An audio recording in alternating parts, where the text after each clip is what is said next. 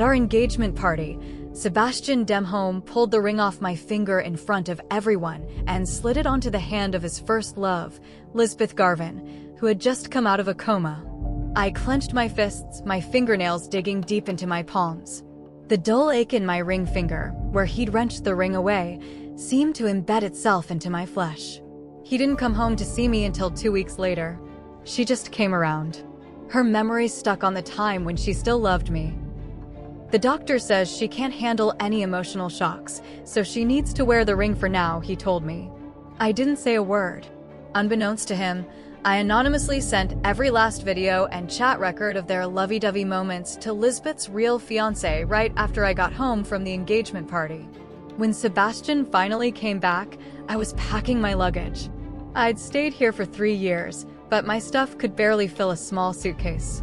Because nothing in this place truly belonged to me. He picked out the couch, he chose the curtains, and even the clothes in my closet were bought according to another woman's size and taste. I was just a substitute for his beloved girl. And now she had returned, so I should go. Sebastian saw the suitcase and frowned. Roxanne, enough of your drama. I ignored him, quietly placing a few of my books inside. He strode over and grabbed my wrist, squeezing so hard it felt like he might crush my bones. I told you, I only feel responsible for Lizbeth. You're my fiancé. I had to stop what I was doing. Fiancé? Did he forget how he treated me in front of all the guests at our engagement party 2 weeks ago? When the officiant asked us to exchange rings, he got a call, and his face changed instantly. Then he dashed out, leaving me, both our families, and the entire room full of guests. 2 hours later, the news was all over town. Lizbeth, the Demholm Group's CEO Sebastian Demholm's first love, miraculously wakes from a 3-year coma. Sebastian stayed at the hospital with her for 7 days and nights. On the 8th day, someone came to tell me the engagement was off and the wedding postponed. The reason? Lizbeth needed him. Today was the first time he'd come home in half a month. And the first thing he did was reprimand me. I yanked my hand free, my voice barely above a whisper. Sebastian, we're done. He looked at me like I'd just told the world's funniest joke. Done? Roxanne, how dare you say that? Why didn't you tell me that 3 years ago when your family business went bankrupt and your dad begged me on his knees? You've been living in my place, spending my money, and now you think you can just walk away? He clamped his hand around my chin, forcing me to look up at him. I'm making you my wife, and you shall stick to your role. Don't make me angry. I met his gaze, enunciating every word. That ring is only passed down to Mrs. Demholm, but you gave it to Lizbeth. His eyes flickered. I told you, it's just temporary. She just came to. She's weak. Omar says she can't take any shocks. Omar Brantley was Lizbeth's attending physician and fiancé. For another man's fiancé, Sebastian cast aside that of his own. Absurd, right? So you gave her what was supposed to be mine? I scoffed. Roxanne, why do you always have to be so petty? He let go of me, his tone full of impatience. It's just a ring. I'll buy you a bigger one. What do you want? Jewelry, a luxury car, a house? As long as you behave and leave Lizbeth alone, I can give you anything. Now I understood. He'd come back to warn me. He was afraid I'd cause a scene at the hospital and upset his sweetheart. I closed my suitcase and stood up. I don't want anything. I just want to leave. His patience snapped, and he kicked my suitcase so hard it toppled over, spilling my things all over the floor. Roxanne, I'll say this one last time. Stay, and I'll act like none of this ever happened. If you leave, I can't guarantee what'll happen to your hospitalized brother tomorrow. I froze, my blood running cold. He always knew exactly what my weak spots were. Satisfied with my reaction, he reached out and smoothed my hair, as if he were petting a dog. Good girl. I love it when you behave. Remember, you only look like her when you smile. With that, he turned and walked out. When the door closed, I crouched down and began picking up my things one by one. When I finished, I picked up my phone. On the screen was an encrypted email, ready to send. Recipient, Omar Brantley. After I sent the email, it vanished into the void. I had no idea if Omar had seen it or what he thought of it. Sebastian had me trapped in the villa, a prisoner in every way but name. He took my car keys, froze my credit cards, and posted security guards at the gate around the clock. He came home every day, smelling of antiseptic, sleeping in the same bed as me, though he never touched me again. He just needed a Roxanne in this house, a compliant woman who looked like Lizbeth, proof that his life hadn't spun out of control since Lizbeth woke up. He would eat dinner with me and sometimes exchange a few words. Every conversation revolved around Lizbeth. Lizbeth got out of bed today. She's still so thin. She doesn't remember Omar, only me. The doctors say it's stress-induced amnesia. It's a good sign. It means I'm the person she trusts most. I listened numbly, ladling soup into his plate. He took a sip and frowned. The soup tastes off tonight. Of course it did. I'd stopped cooking to Lizbeth's preferences. I used mushrooms I liked. Did you forget the scallops? Lizbeth loves the flavor of fresh scallops. I nodded. I forgot. He set the spoon down with a heavy thud, his tone edged with warning. Roxanne, don't play these little games. The next day, the household chef was replaced. The new chef had cooked for Lizbeth's family for 10 years. Sebastian was pleased. He even made sure the chef prepared an extra portion every day, carefully packaged to take to Lizbeth. When Lizbeth was discharged from the hospital, Sebastian didn't come home. He just called me, his voice carrying a subtle note of persuasion. Lizbeth's still very weak. She needs someone to look after her. I don't trust the housekeeper. She wants to move into the villa. I held the phone silent. Roxanne, I know this is hard on you, but right now she's like a child. She doesn't understand anything, and she's afraid of everything. Omar's a grown man. It's awkward for him to care for her. Help me look after her. I owe you. It took me a long moment before I could force out the words, and what about me? He was silent for ages. You'll stay in the guest room for now. When she's stable, I'll explain our relationship to her. She'll understand. I laughed suddenly, tears sliding down my cheeks without warning. What was I even hoping for? That a man who saw me as a stand-in would suddenly grow a conscience? All right. He breathed a sigh of relief. I knew you'd be reasonable. After I hung up, a text came through from an unknown number. Central Park, coffee shop, 2nd floor. Sender, Omar. Omar looked even thinner in person than he did in his photos. The white lab coat only accentuated the exhaustion etched into his features. His tablet glowed on the table between us, my sent videos and chat logs displayed in stark detail. These are all real, he asked. Yes. He scrolled through the screen, stopping at a particular message. It was from Sebastian to me. Did Lizzie think about me today? The date was 2 months after Lizbeth's car accident. That was when I just started seeing Sebastian. He was always like this, intimate with me one moment, then using my phone to message his ex-girlfriend the next. He claimed it was to stimulate her, to wake her up. Looking back, it was just his own twisted fantasy. Omar's finger hovered over the screen for a long time. He always called you that? Yes. You knew Lizbeth before her accident? No. I'd met Sebastian at a charity gala. He was drunk, clutching my hand, calling out Lizzie over and over. The next day, he tracked me down and asked me to pretend to be his girlfriend until Lizbeth woke up. The deal was that he'd save my family's business and pay all my brother Brody Keegan's medical bills. I signed the contract. Omar closed his tablet and looked at me. What do you want? To leave Sebastian. To take my brother and go.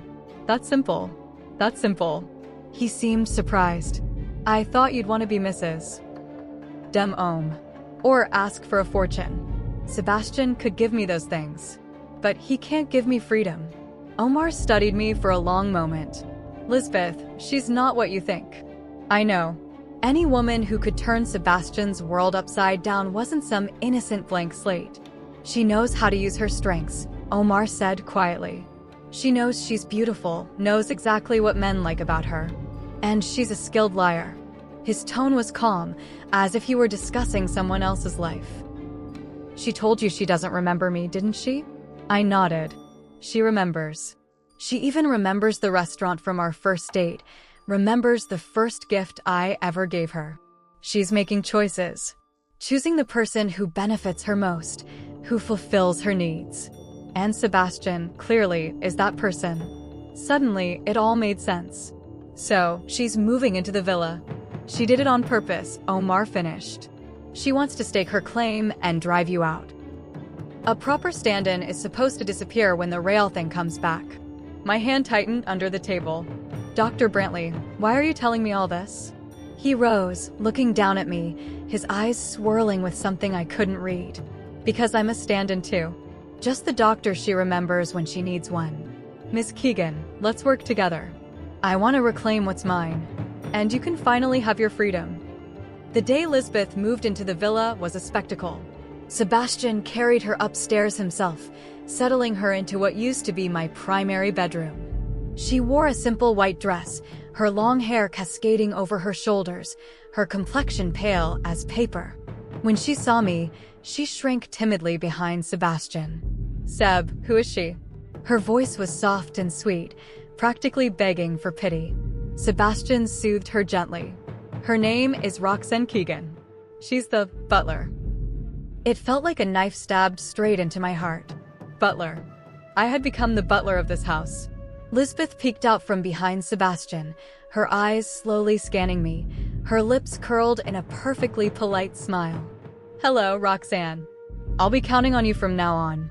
I bowed my head. It's no trouble. Sebastian was clearly pleased with my compliance. That afternoon, he called me into the study. He sat on the leather couch, a cigarette between his fingers, smoke blurring his expression. I know this is hard for you. Once Lizbeth gets better, I'll restore your identity. For now, just bear with it for me. He pulled a card from the drawer and handed it to me. There's $1 million on this. The password is your birthday. Consider it compensation. I didn't touch the card. My fingers curled tightly in my lap. Sebastian, this is the last time. He paused, then smiled. All right, the last time. He thought I meant the last time I'd put up with this. He didn't realize I meant this was the last time we'd ever have this ambiguous arrangement. Lizbeth recovered with unnatural speed. One day, she needed help just to walk. The next, she was strolling through the garden. When Sebastian went to the office, it was just the two of us in the villa. She'd sit on the swing and ask me to push her. Roxanne, how long have you worked here? 3 years. Oh? That's exactly how long Seb and I were apart. Her tone was innocent, but her eyes probed for answers. In those 3 years, were there any other women around Seb? No, I replied. I wasn't a woman. I was just a shadow. She smiled with satisfaction. I knew it. He only ever cared about me. She took off a pendant from around her neck and dangled it in front of me, a letter L. This was the first gift Seb ever gave me. He said I was his one and only treasure. Roxanne, do you think men ever forget their first love? I didn't answer. She didn't need me to. She was showing off, staking her claim, making it clear this house, this man, had always belonged to her. That evening, Sebastian returned. Lizbeth immediately put on her fragile act, rushing to greet him. Seb, you're home. She tried to hug him, but her legs buckled and she collapsed. Sebastian caught her instantly, concern written all over his face. How did you get so careless? Lizbeth buried her face in his chest, her voice trembling with tears. The floor was so slippery, Roxanne just mopped it this afternoon, and I didn't notice. Sebastian's gaze snapped to me, full of blame. What were you thinking? I stood my ground, offering no defense. I'd wiped that part of the living room floor twice with a dry cloth. There wasn't a trace of moisture left. Lizbeth had deliberately spilled water from her glass as she walked by. I'm sorry, I said. Sebastian didn't look at me again, just carried Lizbeth upstairs. As they passed, Lizbeth nestled in his arms, flashing me a triumphant smile. I knew this was only the beginning. In the days that followed, Lizbeth found new ways to make my life miserable. One day, she complained that my cooking was too salty. The next, she whined that the bathwater I drew was scalding hot. There was even a night, at 2 in the morning, when she called and demanded I drive all the way to an old diner in the city south to pick up a midnight snack she suddenly craved round trip. It took more than an hour. Sebastian saw everything. He never stepped in. Maybe, to him, this was just the price I had to pay for being the stand-in. He probably thought Lizbeth was just throwing childish tantrums. Every now and then, he'd try to make up for it, buying me designer jewelry, limited edition handbags. He'd tell me, her health isn't great. Please be patient with her. I packed all those gifts away, locking them in my suitcase. Omar moved quickly. He tracked down a key witness, the traffic cop who'd handled Lizbeth's car accident years ago. The officer had retired, and Omar had to work hard to get in touch. We arranged to meet at a quiet tea shop. The old cop still remembered the crash. It stuck with me. It was just so strange. The brakes had been tampered with. It was premeditated murder. But at the time, the victim's family, Mr. Demholm, specifically insisted it was an accident. He said the victim had depression. Maybe she did it herself. We investigated, but there was no evidence. So in the end, we had to close the case as an accident. Omar asked, was anyone else in the car with Lizbeth? The cop thought for a moment. No, but our investigation found that just before the accident, she'd met with a man. That man wasn't Mr. Demholm, and it wasn't you. Omar's expression darkened. A suspicion began to grow inside me. Lizbeth's social circle was far more complicated than we'd imagined. Omar started following this new lead, while I waited in the villa for the right moment. It didn't take long. Sebastian's company was hosting a major charity gala. He needed a date. Lizbeth naturally assumed she'd be the one.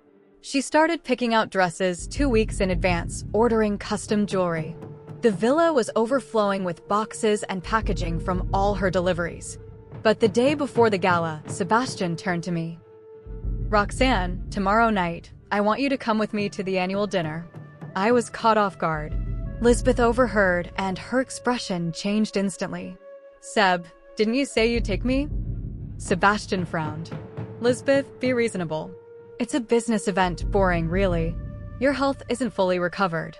It's not the right place for you. But I want to go. Lizbeth protested. I want everyone to know I'm back, that I'm the one by your side. Lizbeth. Sebastian's tone sharpened. This gala is important for the company. I need someone who can help me handle things. Not someone with just a pretty face I have to look after. Those words, just a pretty face, cut Lizbeth to the core. Tears welled up in her eyes. Is that all I am to you? That's not what I meant. Yes, it is. You think I'm a burden, that I'm useless. Do you regret it? Regret that I woke up. They fought, voices echoing through the house, until Sebastian stormed out and Lizbeth cried herself to sleep. The next day, Sebastian returned holding a necklace, the latest piece from a top jewelry brand, the event sponsor, worth over $1 million. He handed it to Lizbeth. Don't make a scene, okay? Lizbeth stared at the necklace, her tears vanishing. She wrapped her arms around Sebastian's neck. Seb, I knew you loved me best. Sebastian hugged her, but his smile didn't reach his eyes. When he glanced at me, his look was conflicted. I knew what he was thinking. He wanted me to go, but Lizbeth wouldn't allow it. He needed to soothe his first love, but he also needed someone reliable by his side. I spoke up. Mr. Demholm, I can go to the gala. I can be your assistant. And I can help you look after Ms. Garvin, too. 2 birds, 1 stone. Sebastian agreed right away. Roxanne always knows what to do. Lizbeth, though clearly unhappy, couldn't find a reason to object. She just shot me a furious glare. The charity gala was a whirlwind of designer gowns and expensive cologne. I wore a simple black suit, keeping quietly behind Sebastian as he made his way through the crowd. Lizbeth, on the other hand, was dressed in a custom princess gown, her arm looped through Sebastian's as she strutted like a proud peacock. She basked in the attention, soaking up every envious glance. Plenty of people recognized me. Their eyes flickered with pity and disdain. A discarded fiancé, now reduced to waiting on her rival like hired help. Sebastian introduced me to his business associates. "This is my assistant, Roxanne Keegan." No one dared ask questions. Lizbeth, however, made sure to speak up. "Ms. Keegan is very capable. She's good at everything, whether it's work or keeping the house in order." "Seb, you're so lucky." The people nearby exchanged knowing looks. Sebastian's expression grew uneasy. He raised his glass, steering the conversation elsewhere. Halfway through the evening, the auction began. The star item was a pink diamond. Lizbeth's eyes locked onto it immediately. She tugged Sebastian's sleeve, pouting. "Seb, I want that." Sebastian nodded. "All right, I'll bid for you." He raised his paddle. The price climbed higher and higher until he was locked in a standoff with a mysterious buyer. The bid soared past the diamond's actual value. Sebastian hesitated. Lizbeth's mood soured. "Don't you love me anymore? You won't even buy me a diamond? You never used to be like this." Sebastian, exasperated by her tantrum, kept bidding. In the end, he won the pink diamond at a jaw-dropping price. The room erupted in applause. Lizbeth glanced at me smugly, as if flaunting her prize. Sebastian, however, looked far from pleased. To throw away so much money over a woman, and in public, was a blow to his reputation. He leaned over and whispered to me, "Find out who is bidding against me." I nodded and slipped away. Backstage, I tracked down the buyer's information. Omar Brantley. I reported back to Sebastian, and his face darkened. "What's he doing here?" Before I could answer, a server rushed over. "Mr. Demholm, something's wrong. Ms. Garvin is fighting with someone in the lounge." We hurried to the lounge, where a crowd had gathered outside the door. Inside, Lizbeth's sobs mingled with a man's furious shouting. "Lizbeth, what do you want from me?" "I've done everything for you, and this is how you treat me." Sebastian pushed through the crowd. Omar was gripping Lizbeth's wrist, his eyes bloodshot. Lizbeth was crying as if her heart would break. "Omar, let go of me. We're over." "Over? We're engaged." "So what?" "I don't love you anymore. The only one I love is Seb." Sebastian lunged forward, landing a punch squarely on Omar's face. "Let her go." Omar staggered back, blood at the corner of his mouth. He looked at Sebastian with a cold sneer. "Sebastian, you're a fool. You really think she loves you? She loves your money, your power. Before her accident, she was about to run off with all my money and another man." Sebastian froze. Lizbeth shrieked, "You're lying. You're making this up. You know the truth better than anyone." Omar pulled a stack of papers from his pocket and threw them at Sebastian. "These are her messages with that man and the bank transfers. See for yourself. Look at who you're protecting." Sebastian stooped to pick up the papers scattered on the floor. His hands were shaking. He flipped through the pages one by one, each sheet draining more color from his face. Lizbeth lunged forward, trying to snatch them away, but he shoved her aside. She landed hard, staring up at him in disbelief. "Seb." Sebastian didn't look at her. His eyes were locked on the documents in his hands. Finally, he raised his head, and his eyes were bloodshot, a terrifying sight. He asked Lizbeth, "Is all of this true?" Lizbeth sobbed and shook her head. "No, it's all fake. Omar forged everything. He's just trying to get back at me." Omar laughed. "Forged? Then why don't you let me bring that man here so you can confront him face to face?" Lizbeth's face went ghostly pale. Sebastian understood. It was all true. The woman he had loved and protected for years had been lying to him from the very beginning. He had even risked everything for her, almost committed murder. He walked slowly toward Lizbeth. She shrank back in fear. "Seb, let me explain." Sebastian crouched down and gripped her chin. His voice was soft, but it cut like ice. "On the day of your accident, were you with him?" Lizbeth's pupils contracted sharply. "After the crash, why did he disappear? Are you going to tell me that was just a coincidence?" Lizbeth couldn't utter a word. "Because that man had taken the money she gave him and fled the country right after the accident." Sebastian let out a bitter laugh. He released Lizbeth and stood up. He looked around at the crowd, at all the onlookers enjoying the spectacle. At last, his gaze landed on me.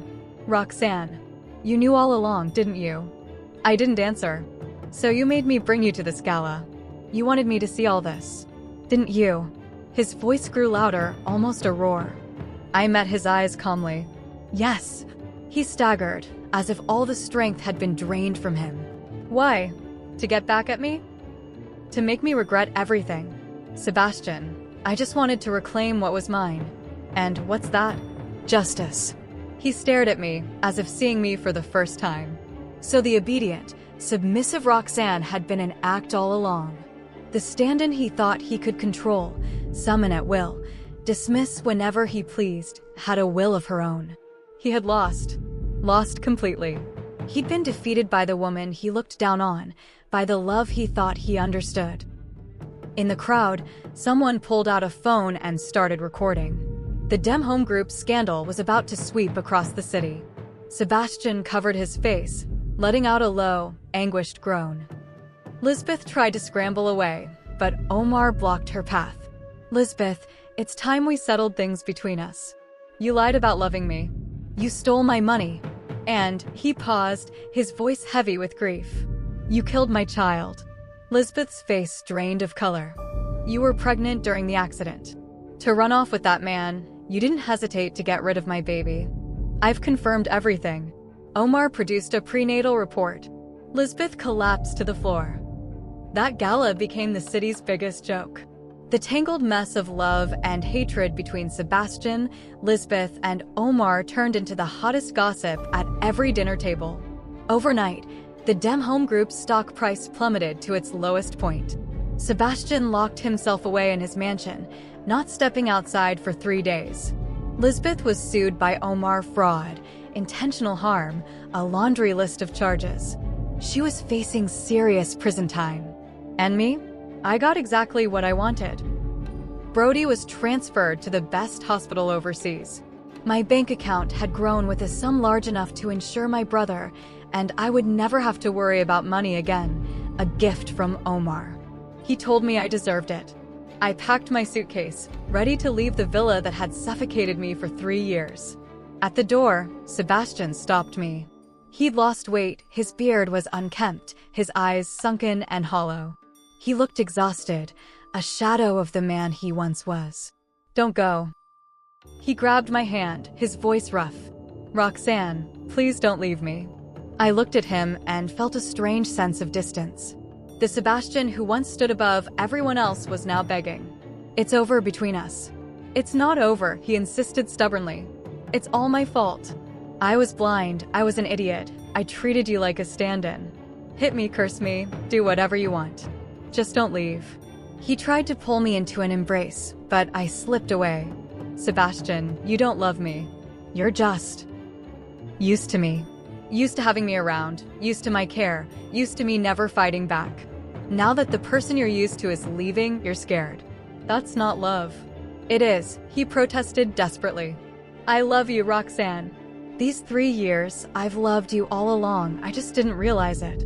He started recounting all our moments together. The night I was sick, he stayed by my side. On my birthday, he set off fireworks for me. When his business rivals tried to humiliate me, he drank for me. He remembered it all so clearly it almost made me laugh. Sebastian, you remember all that. But do you remember whose name you called when I was sick? Did you set off those fireworks because Lizbeth liked them? Did you drink for me because they called me nothing but a cheap replacement? He was speechless. Every tenderness he'd shown was wrapped around a blade. And that blade was called Lizbeth. I'm tired. I pulled my suitcase around him. Let me go. He grabbed me from behind, holding on tight. I can't let go. Roxanne, give me another chance. I'll treat you better 100 times, 1,000 times better than her. I'll give you that ring, shares in the Demholm Group. I'll give you everything. I pried his fingers off me, one by one. Sebastian, you can't give me what I want. What I want was never any of that. I turned and met his eyes. I want respect. I want equality. I want a love that belongs to me alone. Can you give me that? He was silent. Because he knew he couldn't. His love had already been shattered, divided by someone else long ago.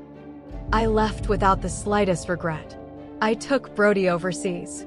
He received the best medical care, and day by day, his health improved. I found a job as a curator at an art gallery. Life was peaceful and fulfilling. Sometimes, I'd catch news about Sebastian. It took everything he had to stabilize the Demholm Group's stock price. He looked much older now, never appearing on any entertainment pages again. He started doing charity work, building schools, sponsoring students in need. He reinvented himself as the prodigal businessman turned philanthropist. People said he'd changed, that he'd grown calm, reserved, responsible. But I knew he hadn't changed at all. He was just trying, in another way, to reclaim what he'd lost. He began emailing me. One message a day, never missing a day. Each email was about his daily life. What meetings he'd had, what projects he'd discussed, what he'd eaten. As if he were reporting to me. I never replied to a single one. He started sending gifts, expensive ones that piled up in my apartment. I donated every last one to charity. He flew to my city, but never approached me directly. He just watched from a distance. Outside my building, across from my office, like a silent shadow. On the day Brody was discharged from the hospital, Sebastian came. He stood at the entrance, holding a bouquet of flowers. He looked even more worn out than he did in the news. Roxy. He called me that for the first time. Brody eyed him warily. Roxy, who is he? Just someone who doesn't matter.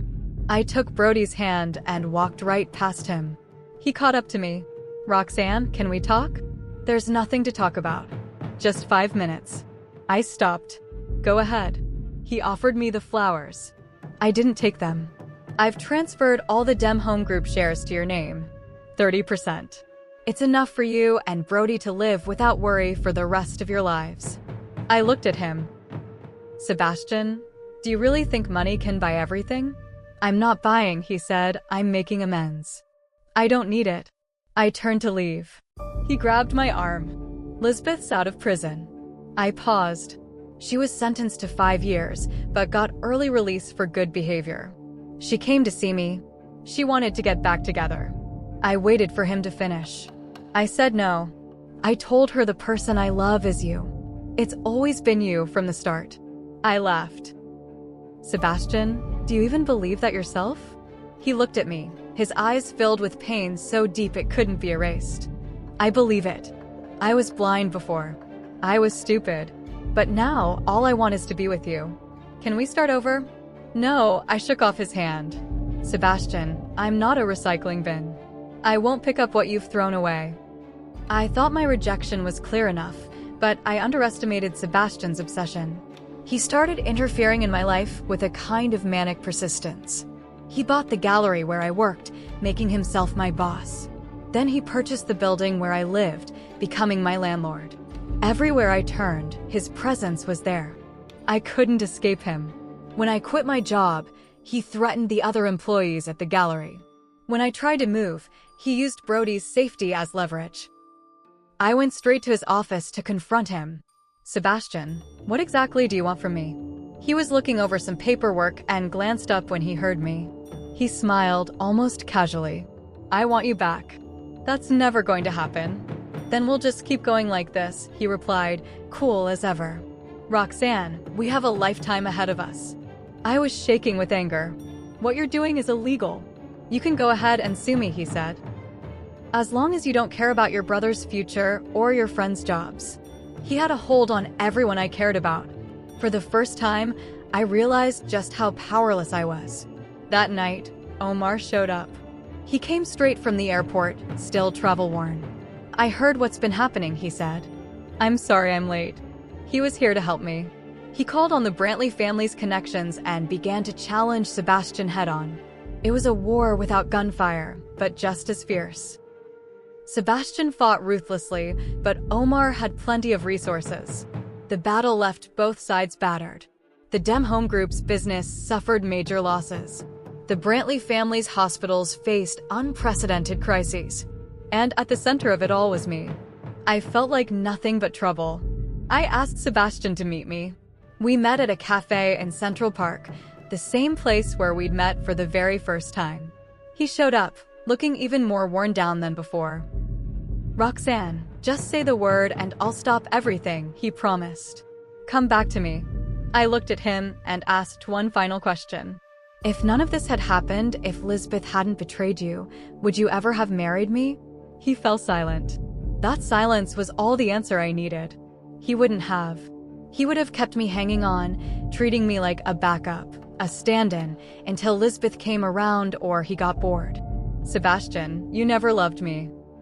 You only ever loved someone obedient, someone who looked like Lizbeth, someone you could control. When your substitute stopped playing along, you got angry and resentful. That's not love. That's possessiveness." He wanted to argue, but couldn't, because he knew I was right. "Let it go," I said. "For your own sake, and for the Demholm group. Don't waste any more time on something that doesn't matter." He stared at me for a long, long time. "If I let go, will you ever think of me?" "Yes." Hope flickered in his eyes. "I'll remember that the worst decision I ever made was meeting you." The light in his eyes faded away. In the end, Sebastian finally let go. It wasn't because of anything I said, but because of his grandpa. The Demholm group was his life's work, and he couldn't stand by and watch it be destroyed by his grandson. He forced Sebastian to release me. At last, I was truly free. Brody and I settled down in a quiet coastal town. We opened a small gallery that doubled as a coffee shop. Life was simple and peaceful. Omar would visit us from time to time. He was still on his own. He told me he'd been hurt too deeply to trust love again. We became close friends, like two survivors from the same battlefield, quietly tending to each other's wounds. One day, I saw a news story online. After Lizbeth was released from prison, things hadn't gone well for her. Her reputation was ruined, she couldn't find a job, and ended up singing at small bars. Someone snapped a photo of her, drunk, tangled up with a greasy middle-aged man. The girl in the picture was nothing like the pure, proud Lizbeth I once knew. I closed the webpage. I didn't feel smug, nor did I feel sorry. Everyone has to pay for their choices. As for Sebastian, I never heard from him again. He passed through my life like a shooting star, leaving behind a scar. But scars, in time, always heal. One day, a customer came into the gallery. He carried a sketch pad, his hair a little long, with a faint scent of paint clinging to him. He ordered a coffee and sat by the window. He stayed all afternoon, painting a picture of the sea outside and of me, standing on the shore. When he finished, he gave me the painting. "Miss, you have a beautiful smile." I took the painting, staring at the woman in it, her eyes relaxed, her smile gentle. I was stunned. I hadn't smiled like that in a long, long time. It turned out that once I left behind all the wrong people, I really could live the way I wanted. I smiled at him, genuinely. "Thank you." Sunlight poured through the window, warm against my skin. I knew my new life was just beginning. I was no one's substitute anymore. I finally got to be myself, the one and only Roxanne Keegan who deserved to be loved. The end. Make sure like and subscribe.